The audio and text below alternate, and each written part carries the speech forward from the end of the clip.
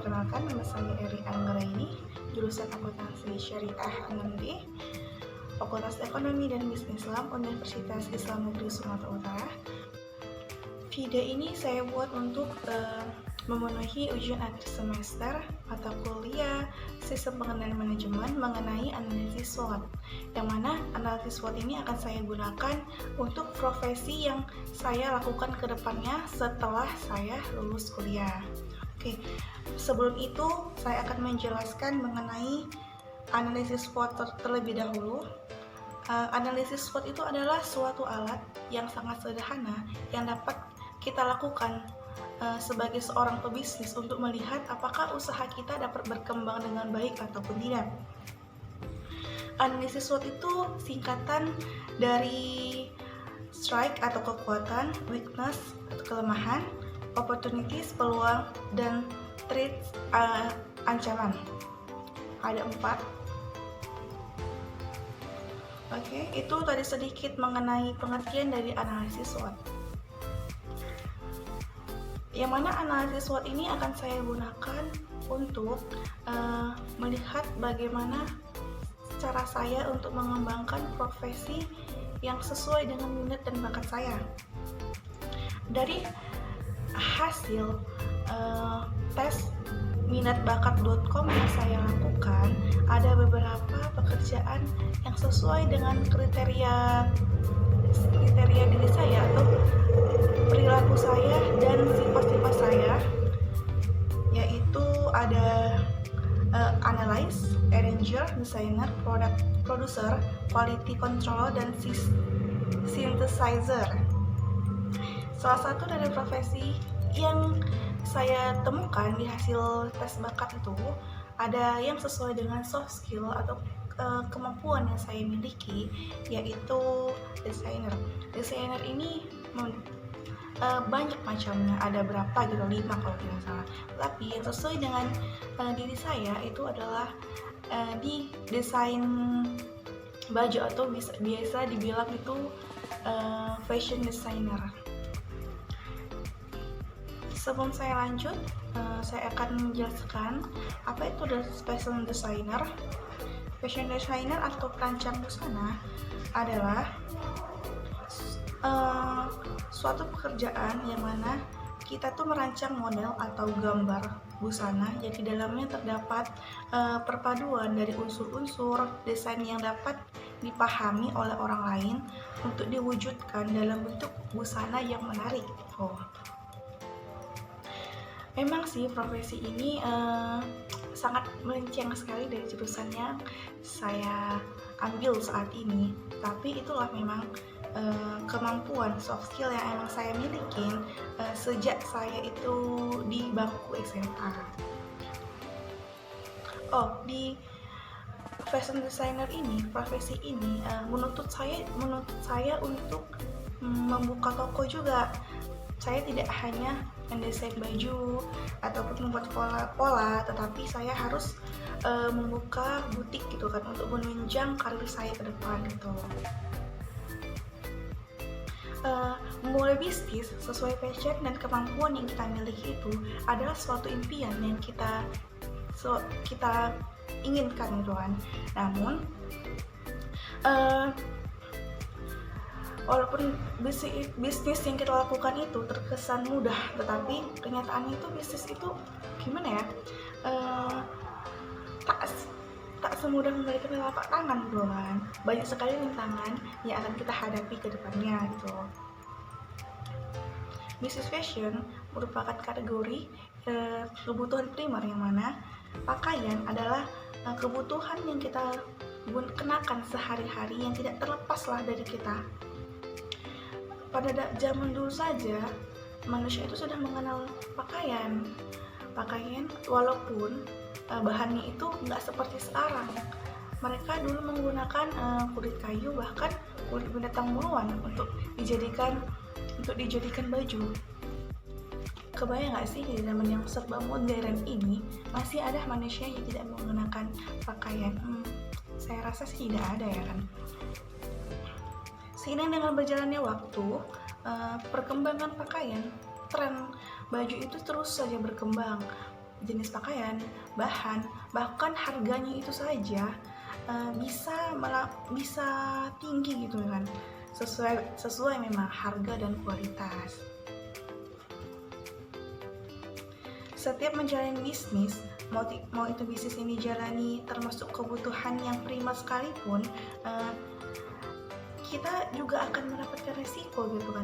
Pokoknya setiap melakukan bisnis tidak ada yang berjalan dengan mulus. Maka dari itu, untuk mengatasi kegagalan atau untuk mengatasi untuk mengatasi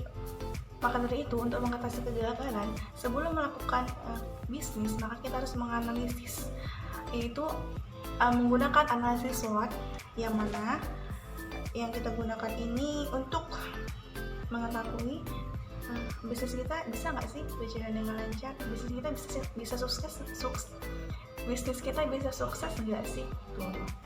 Baiklah, saya akan menjelaskan analisis SWOT profesi yang saya inginkan, yaitu fashion designer.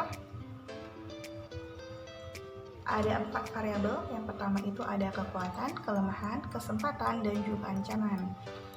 Yang pertama itu kekuatan, atau juga disebut strength, merupakan kondisi di mana kekuatan yang terdapat dalam bidang atau konsep bisnis yang kita jalani.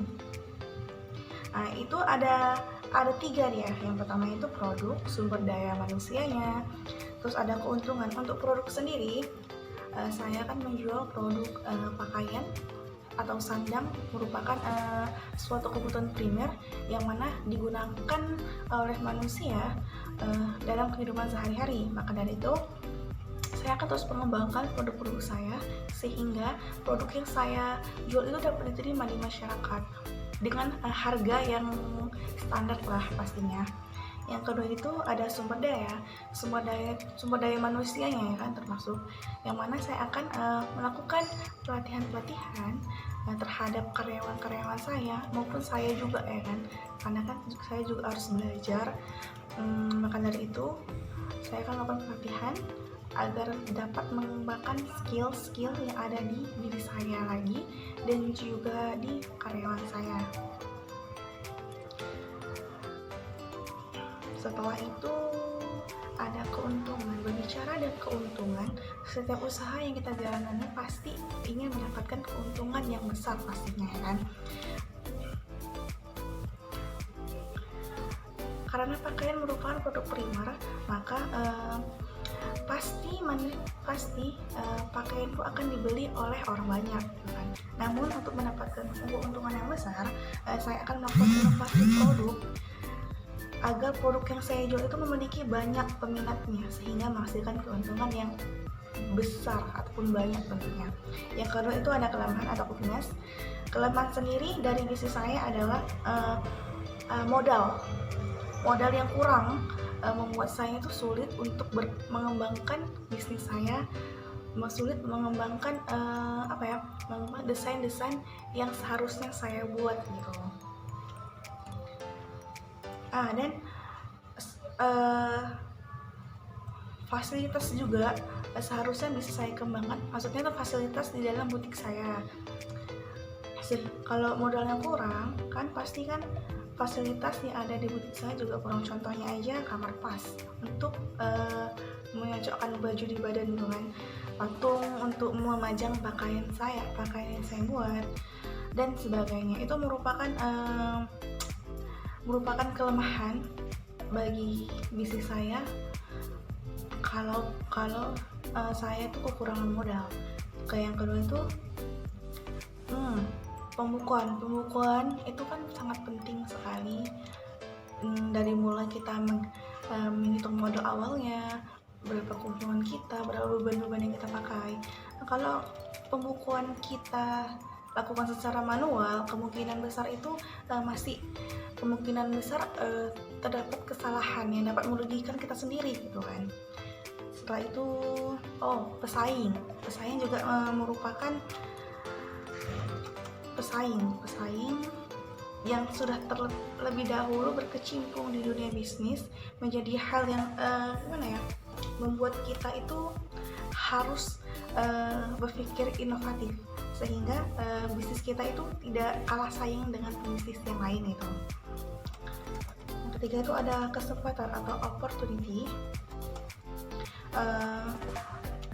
Opportunity merupakan kondisi ataupun peluang yang berkembang di masa yang akan datang yang kemungkinan akan terjadi. Kondisi ini terjadi dari luar organisasi perusahaan atau bisnis itu sendiri. Misalnya itu apabila pesaingnya itu sedikit, maka kita memiliki kesempatan yang besar banget untuk menguasai pasar, sehingga keuntungan yang kita dapat itu besar dan banyak gitu ya kan. Setelah itu adanya kreativitas dan inovasi yang kita buat, maka banyak sekali banyak sekali orang yang minat untuk membeli produk dari kita gitu. Setelah itu, tradisi Lebaran juga merupakan kesempatan yang bisa kita dapat atau kita raih. Lagi pula kan di saat Lebaran banyak sekali orang itu membeli baju baru.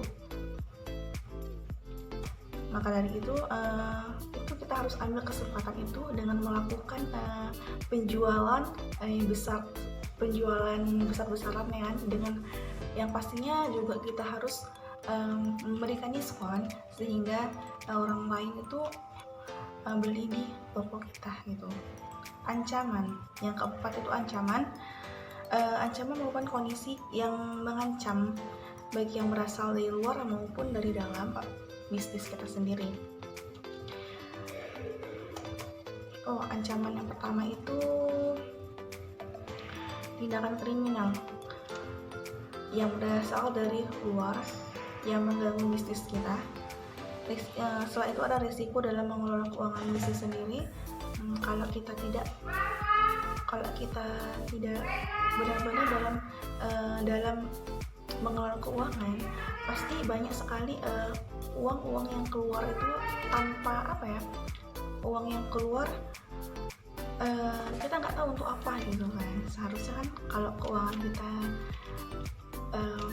disusun dengan rapi, itu kan pastinya risiko kesalahan hitung itu sedikit. Setelah itu ada ancaman pesaing.